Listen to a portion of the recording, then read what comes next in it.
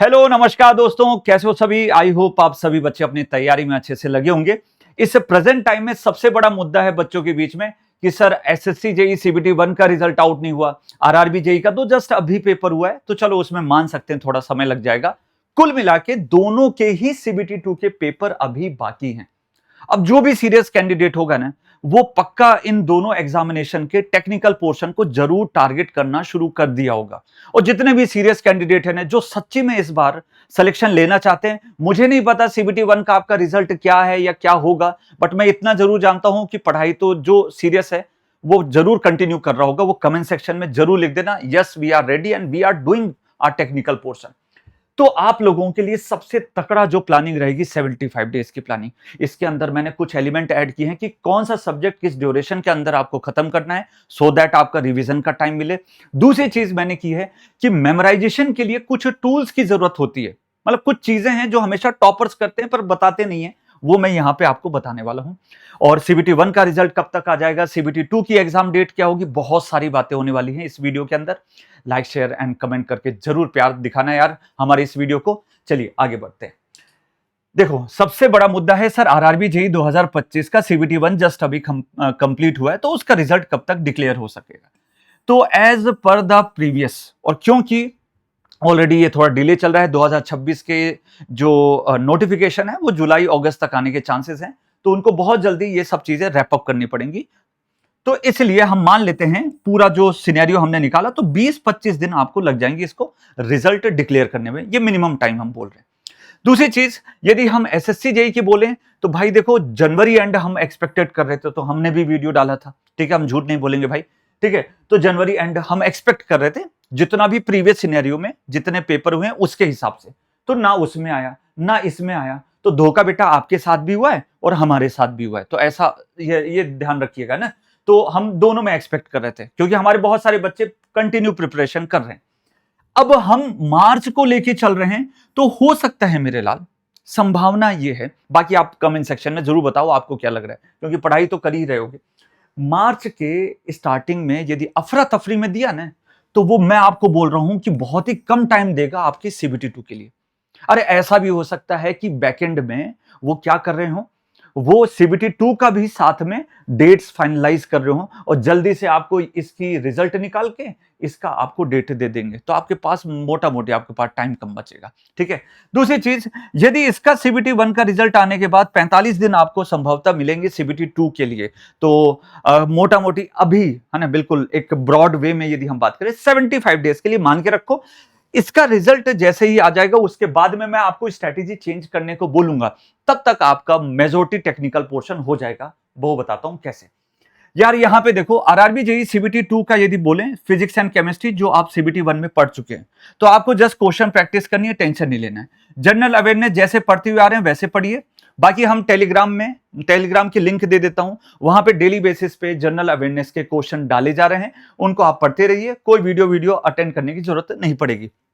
Next चीज, computer applications, तो बिल्कुल लिमिटेड जो सेशंस हैं वो फॉलो करिए। हमने अपने बैचेस के अंदर इसके लिमिटेड सेशंस डाले हैं, बाकी क्वेश्चन प्रैक्टिस आप अपने एंड से करते रहिए। इन्वायरमेंट एंड पॉल्यूशन कंट्रोल, 8 से 9 लेक्चर, लगभग 10 लेक्चर के अराउंड है, ठीक है, 45 मिनट और 1 घंटे के, वो फॉलो करिए, आपका ये कंप्लीट हो जाएगा और एक क्वेश्चन भी बाहर से नहीं आएगा।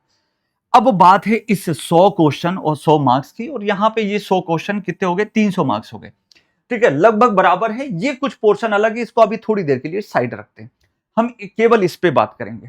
तो मेरे बच्चों, आपका टारगेट जो होना चाहिए ना, वो होना चाहिए 75 प्लस टेक्निकल के अंदर मिनिमम, एक्यूरेसी के बाद में काट कूट के 75 प्लस मार्क्स आने चाहिए।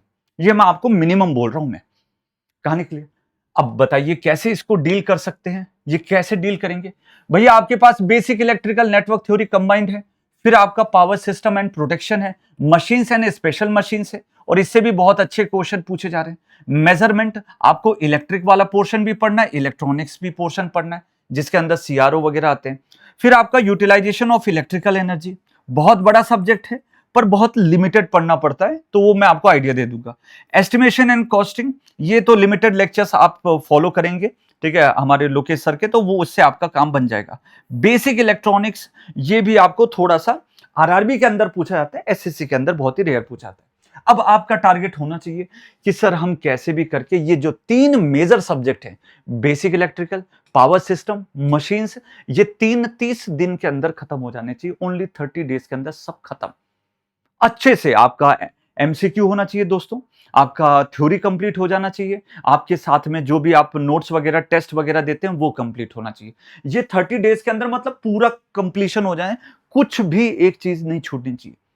पक्का करोगे? जितने भी बच्चे रेडी हैं ना भाई, कमेंट सेक्शन में लिख दो कि हाँ सर हम करके कंप्लीट करके दिखाएंगे। और आज की डेट से 30 डेज काउंट कर लो, उस दिन फिर मैं वीडियो वापस लेके आऊंगा और मैं पूछूंगा तुम लोगों ने कितने लोगों ने किया। आधा अधूरा मत करना, पूरा करने की बात कर रहा हूं। क्यों मैं बोल रहा हूं? क्योंकि फर्स्ट से लेके फोर्थ तक के नंबरिंग जो सब्जेक्ट है वो 75 से 70 से 75 मार्क्स मिनिमम दे रहा है। मिनिमम, मैक्सिमम नहीं बोल रहा हूं, मिनिमम बोल रहा हूं। आप कोई भी पेपर उठा लो, इतनी बार एनालिसिस कराई और एक ही चीज कंटिन्यूअसली देखने को मिल रही है। ये जो सिलेबस है बेटा, ये इलेक्ट्रिकल वालों का है। जो भी सिविल और मैकेनिकल वाले स्टूडेंट्स हैं वो अपने मेजोरिटी सब्जेक्ट के अकॉर्डिंग 30 डेज की ही प्लानिंग रखें। नेक्स्ट चीज, जैसे ही आपका ये 30 डेज पार हो जाएगा, आपके पास पूरा थ्योरी भी हो गया, फिर आपके पास एमसीक्यू का भी कलेक्शन हो गया, टेस्ट भी आपने दे लिया, फिर इसको इसके साथ में प्लस रिवीजन करते रहिएगा। अब रिवीजन के लिए कुछ नहीं करना है, जो भी आपने क्वेश्चन सॉल्व किए उनको वापस सॉल्व करना है, प्लस उसी से रिलेटेड आपको थ्योरी पढ़नी है ना। थ्योरी वापस डायरेक्ट मत पढ़िएगा, जो भी आपने क्वेश्चन सॉल्व किए पहली बार में उसको दोबारा कर लेना इसके साथ साथ में, ठीक है। और उससे उसका यूज करके इनडायरेक्ट वे में आपको थ्योरी पकड़नी है। अब ये जो 15 दिन होंगे 30 डेज के बाद में, वो आपके होंगे मेजरमेंट और यूटिलाइजेशन के। ये दोनों सब्जेक्ट मैं पढ़ाता हूं, बहुत ही सिंपल वे में मैंने इसको करवा दी है।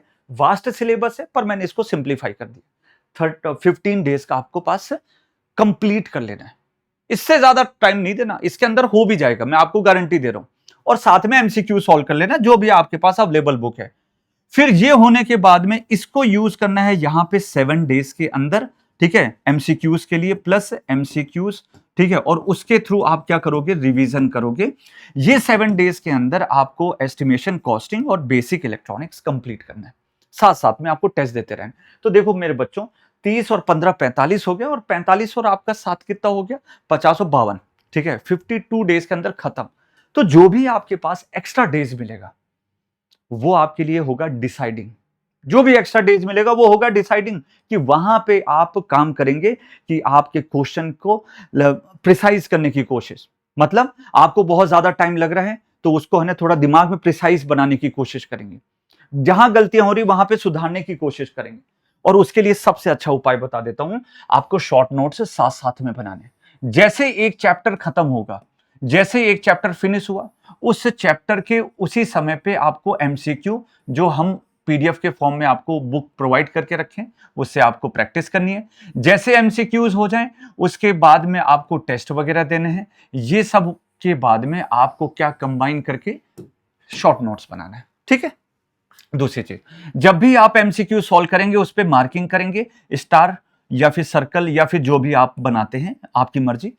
उससे ये रहेगा कि जब आप दोबारा रिवीजन करेंगे और आपके पास मान लीजिए कि कम समय बचा, तो स्टार वाले क्वेश्चन आप जरूर प्रैक्टिस करेंगे, जिसमें आपको दिक्कत लगी, जिसमें आपको कैलकुलेशन हुई, एक बार में आपका आंसर नहीं आ पाया, या फिर आप क्वेश्चन रीडिंग में गलती की, XYZ जो भी रीजन हो, उस रीजन से मतलब नहीं, पर यदि आपका वहां पे आंसर नहीं आया उस पर आप स्टार कर देंगे या जो भी आपकी मर्जी, तो वो रिवीजन में आसान रहेगा।